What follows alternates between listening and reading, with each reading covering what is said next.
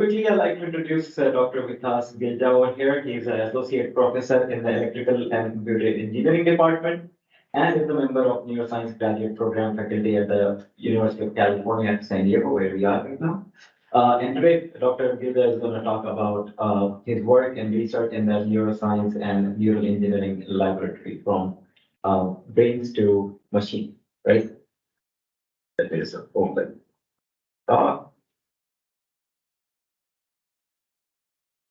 Perfect.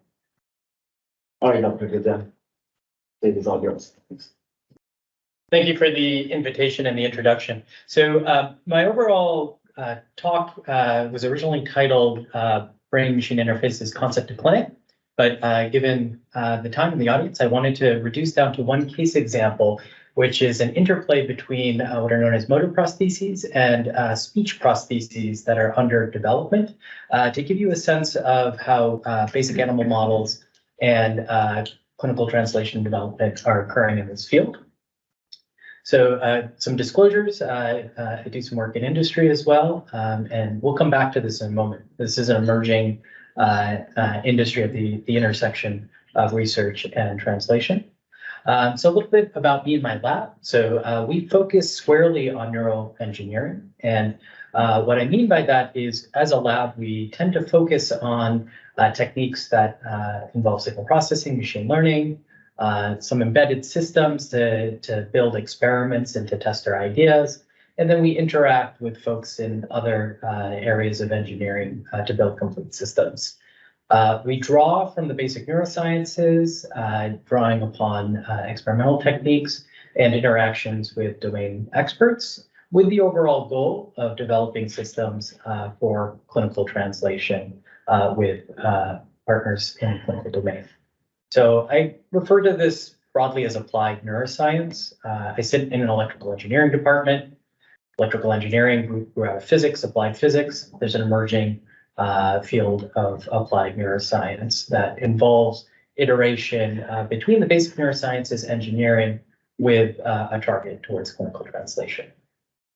So specifically, we're going to be talking about brain-controlled motor prostheses. These are systems that measure activity from the brain, use that activity to infer intended movements. And there's been quite a bit of work in this domain after in the last few decades for upper limb motor control. So motor control for virtual computer mice, for robotic limbs.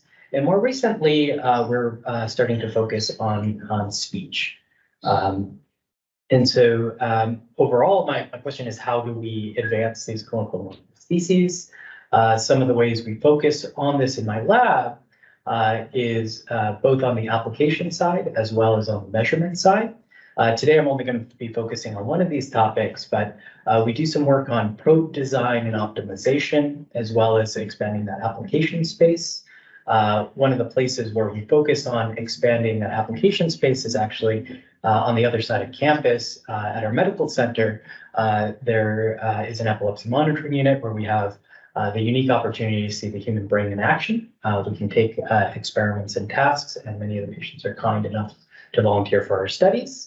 And then on the measurement side, there's a few different levels of measurement that we focus in on. Specifically, I'm interested in measurement techniques that get us close to the underlying neurons. And we do that with intracortical electrodes, so electrodes that penetrate about 1 millimeter into the brain. We also do this with what are known as subdural electrocorticography. This is one of the ways we test in the clinic. These are devices that sit on the cortical surface. So some of the overall focus in the lab is to better develop these probes and algorithmic techniques to leverage them. But today we're going to be talking about vocal prostheses, and I'll be giving you a little bit of the background on what's happening in the clinical domain and how and why we're building a songbird model for speech and vocal prostheses. So brain-controlled motor prostheses. So how do these systems work? Much of the advance in this field has occurred because of an electrode array device called a Utah array. And this device allows us to access hundreds of neurons in primary motor cortex. So here is a research participant I was very fortunate to work with, codenamed Q, quartermaster from the Bond movies. She's a bit of a gadget here. And so we implanted this electrode array in her primary motor cortex in the area that is related to control of the upper limb and hand. We can take activity from each one of these electrodes. Here I'm showing broadband trace neural signal from just one of those channels. We have 100 of those channels. We can apply signal processing techniques to extract features of interest, and then apply decoding algorithms to estimate intent, and then in real time use that intent to drive actuators, in this case, a virtual computer cursor, computer mouse. Little shout out to MATLAB. So actually all of this work, all of this signal conditioning through decoding in this particular piece of work was done with Simulink real time. So it's a mix of MATLAB and Simulink to get to this system build where within tens of milliseconds, we could be measuring neural activity, inferring intent, and driving that computer mouse on screen. Today, with some of the later applications I'm going to show you, we use a mix of Simulink and Python tools. We use TensorFlow and PyTorch for some of our more modern models, so we're integrating Python as well. So how do these systems work? Very high level overview. There's a long history of studying motor cortex neurons in animal model, the animal model of choice for many decades. It's monkey. You can train monkeys to complete motor tasks. You can record their neural activity in those motor areas. This all started with single electrodes in the 60s and then advanced to these multiple views. And so again, if we take a look at the signal that we would record, the amplified signal that we would record on one of these electrodes, what you see is this low frequency activity and these punctate spikes. These punctate spikes are the electronic signature of neurons close to the electrode site. And so we can extract times when those neurons are firing. And the reason we do this is if we've positioned our electrodes in motor cortex, the statistics of those spikes relate to movement. So they're informative about movement. Here, just a simple example of not moving versus moving, there are more subtle aspects of movement that are found in the statistical relationship between movement and the firing of these neurons. So critically, we come down to these rasters, these spike times that are on the order of milliseconds. And again, we're reporting now in present times from many electrodes simultaneously. So we'll get hundreds of these rasters in modern recordings. So these ticks, we can apply machine learning techniques to map from these ticks to real-time movement intent. And so this technique has been used for computer cursor control and then applied for general computer use using tablet-based operating systems. So here, just general web browsing as an example, and then typing with an on-screen keyboard. Now, if you've ever tried to type with an on-screen keyboard with a computer mouse, you might realize that it's a pretty slow way to provide input. And for that reason, the field is starting to explore new techniques. We'll get to that in a moment. But for these studies, an enabling technology is something called the Utah array, developed in the late 80s and early 90s. This was a key research device that is available for clinical use. It is approved for less than 30 days of monitoring, but there are multiple academic-based clinical trials that operate under FDA IDEs that allow for 1+ years of implantation and testing with these devices. And so this is a summary of a subset of current clinical BMI trials that are using the Utah array. I was involved with BrainGate in the past, and I will again note that BrainGate is a heavy user of MathWorks products, both MATLAB and Simulink In many of these cases, Simulink real time is being used under the to operate these devices. So an important question is, are these proof of concept examples good enough?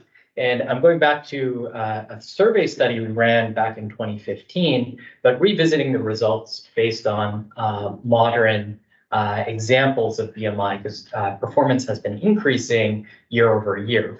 And so what we did back in 2015 was we surveyed a population of high cervical individuals with high cervical injuries. These are quadriplegics, individuals with quadriplegia. We gave them a survey where we described various brain-machine interface devices. Don't worry about the details of the text. This is what we presented them: a device description, what surgery and maintenance would look like, what daily usage would look like. And then we asked them the likelihood to adopt the technology if it enabled a certain level of restoration, a certain capability. Interestingly, if we look 2 years ago, the state of the art in typing with these types of BMIs that we have been describing was about 90 characters per minute. I will note this year there's a preprint of a new technique that is taking us to about 270 characters per minute, and we'll get there in a moment, and I'll describe that. But in the survey, we asked this particular question. And we found that about 20 to 40% of high cervical spinal cord injured individuals were interested in adopting these implanted devices, either this intracortical device or that subdural grid that I mentioned earlier, for functional restoration. So the performance is at a level where a significant percentage, a substantial percentage of the target patient population is expressing interest in the technology, and we're starting to exceed the performance limits that we set in the survey back in 2015 as the technology is advancing. Important lesson that we learned from this survey: wireless really important. There's also quite a bit of interest in mouse control and hand grasp restoration. So that's kind of a quick overview of where we're at as a field. There's quite a bit of development now happening on the industry side of the field, and I like to tell trainees that it's a really exciting time to be in this field due to this development. This could be the beginning of an acceleration. As I mentioned in my disclosures earlier, I've interacted with these two companies. I currently advise Paradromics, but there's a number of companies in this space, including BlackRock Microsystems that I mentioned earlier, that are developing neural interface technologies for clinical application. And so the result of this development is those electrode counts that I showed you earlier, they are poised to grow. And that's important because the more neurons we can record from these areas of the brain, the more information we have about the user's intent, the higher bandwidth conduit we can create with this technology. So the examples that I went through were all around upper limb. There's growing interest to build real-time speech and vocalization prostheses. And what these would do is map brain activity to output speech. And you can think of this as a controller plant problem, where in real time, we want to infer this intent and generate the signal. Timing is incredibly important, because if you take a healthy individual and you delay their speech by as little as 50 milliseconds, you'll induce vocal stuttering and a few other deficits. So to really solve this problem, we need to be thinking with low latency.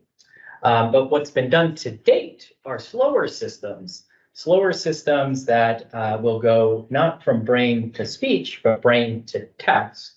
One example of this system, of such a system, was published in 2021, and this achieved about 18 words per minute with a very low word error rate. For reference, most folks type at about 40 words per minute with a standard keyboard. We speak at approximately, again, varies from individual to individual, we speak at approximately 150 words per minute, but again, keyboard typing about 40 words per minute. So the key idea here was that they were still recording from this hand and arm area, but instead of asking the individual to attempt movements that resemble computer mouse or touchpad, they asked the individual to attempt to handwrite characters. And they're applying recurrent neural networks to assess the probability that the individual was intending to generate the specific character. They can then also apply language models to correct errors along the way. So this is relatively long latency relative to speech, but on the order of seconds, right, between intent and output. So still a very useful communication output. So again, this is all based on these microelectrode arrays being implanted in primary motor cortex. Now, where we're going as a field is we're moving from upper limb to speech, and this is something that has become accessible because we are now working with a patient population. And this is kind of a first order summary of the spatial map of primary motor cortex here. We've been implanting close to an area called the hand knob. It has that name because it looks knob-like, and the activity tends to be informative about hand and arm movements. If we go a little bit more laterally, we can implant in areas that are involved in speech articulation. So speech itself is a highly coordinated motor act. It's probably the most highly coordinated motor act that we as humans are capable of. Right, precise movement of many muscles, about 45 muscles in the face, and 100 plus muscles across the body to coordinate speech production. But because it's a motor act, many of the same lessons that we learned as a field in animal model do apply here. And we can take this same idea, and the authors of this paper did this here. This is not peer reviewed yet, it's a preprint. But in that preprint, they're indicating that they can get 62 words per minute because they're asking the individual to speak. It's a more natural communication form. Error rate is higher at present, but importantly, as we increase electrode count, we anticipate as a field that error rate will go down. They are not open in terms of their English vocabulary, but they have a very large corpus of potential words in the system. And this system design is roughly the same. Big differences are where we're implanting and the output. Up here, the output was characters and English characters. Down here, it is English phoneme, sort of the basic acoustic units of speech. And both of these are applying language models that are appropriate for that output.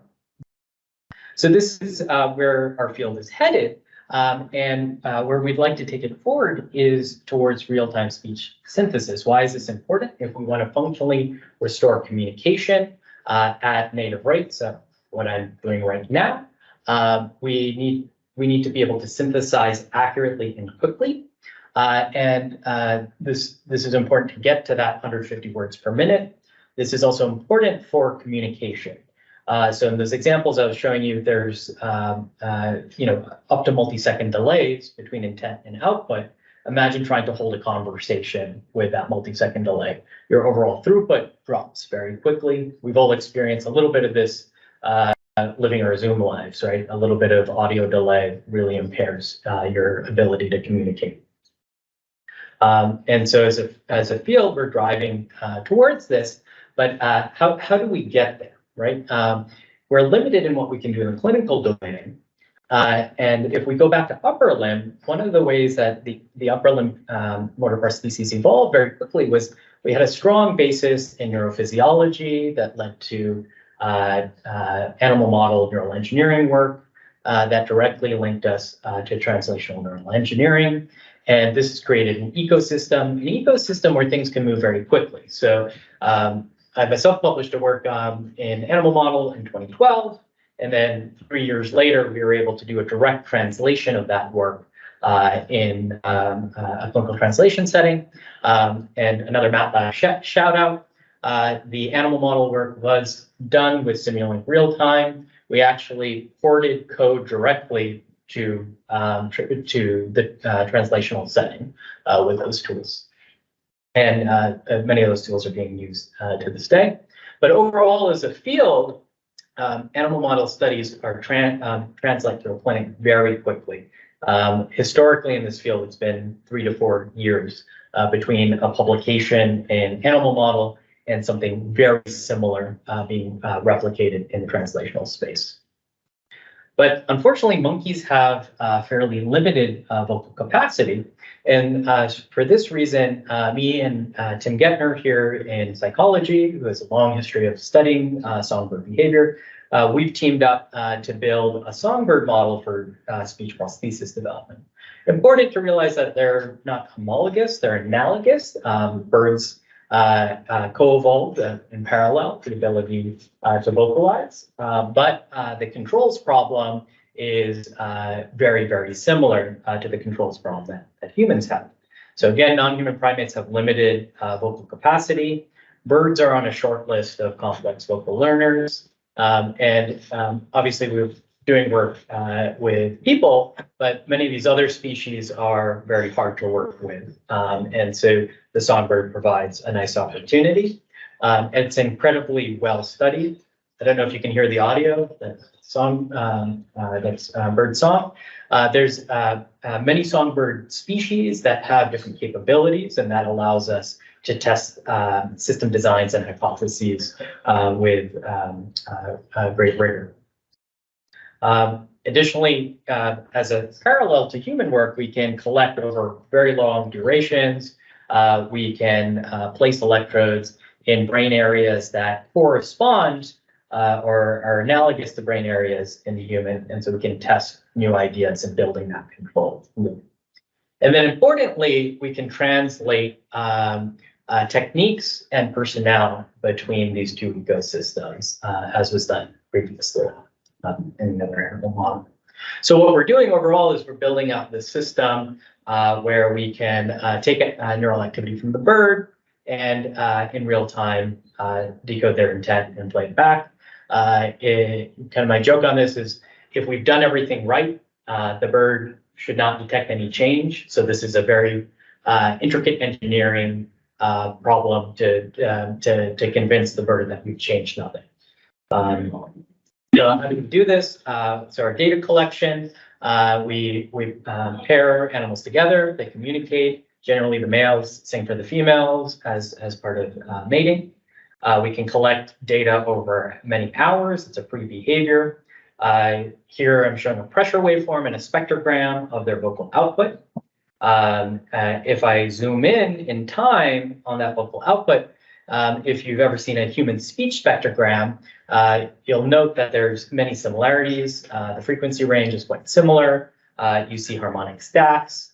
Now, they don't have vowels and consonants, but they have acoustic structures that are very similar to vowels and consonants.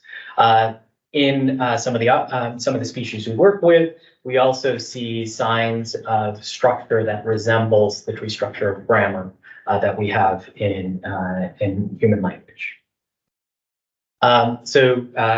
We also obviously record neurophysiology along with this. These are techniques developed by a wonderful project scientist, Dr. Arnado, and a PhD student, Pablo Tostado. And so we're taking silicon probes. These have tens to hundreds of electrodes. And we're implanting in two nuclei that are in the motor pathway of these animals, a region that is called HVC, that is a premotor region, and a region called RA, which is a primary motor region. And we can record hundreds of neurons. So again, these are those ticks that I was showing you earlier here now in our songbird model. And from those ticks, we can look at underlying statistics of those neurons and how they relate to this song behavior.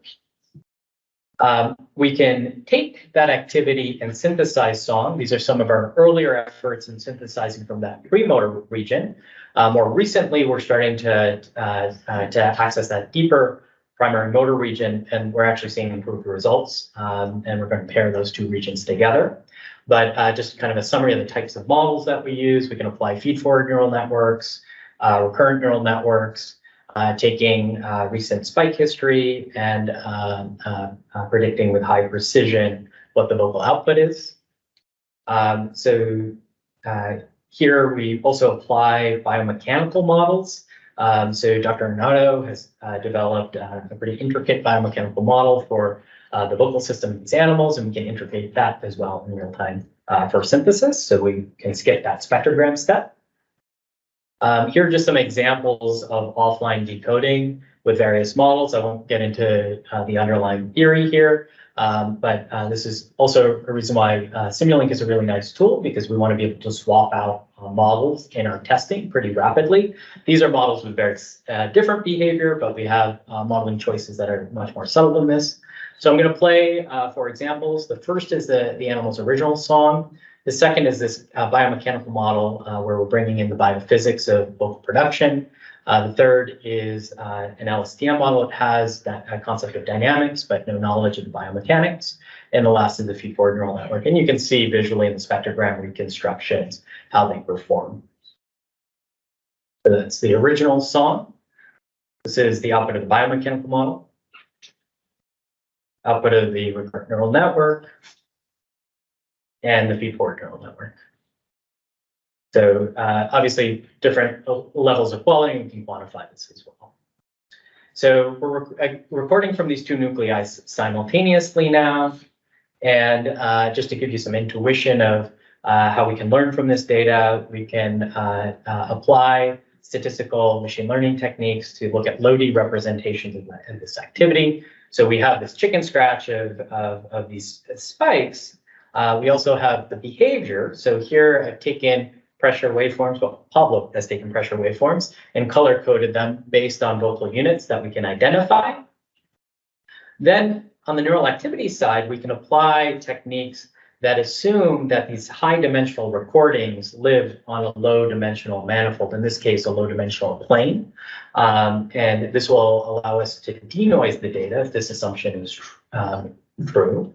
And so we can take the activity from that motor region RA, we can project, and importantly, what you're seeing here are across these different vocal performances that are shown in the pressure waveform, is that we get repeated trajectories in the neural activity space, showing that we're getting a consistent neural pattern, and that neural pattern is linked to behavior, as is highlighted by the color coding.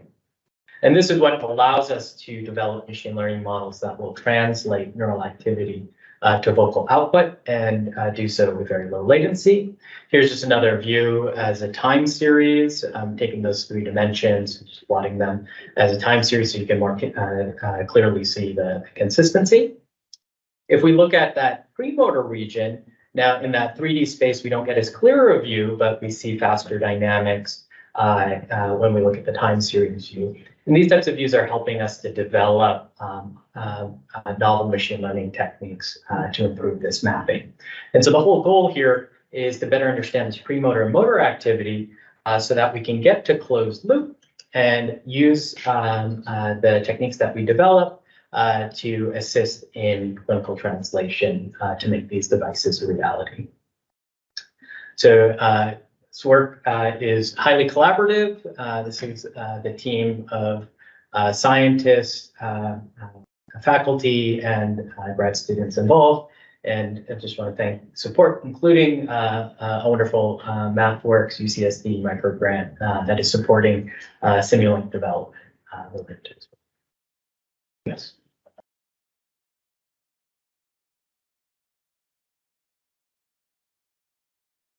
Any questions for Dr. Gilden? Yeah, we got 2. I don't know if that's too. I got really fascinating stuff.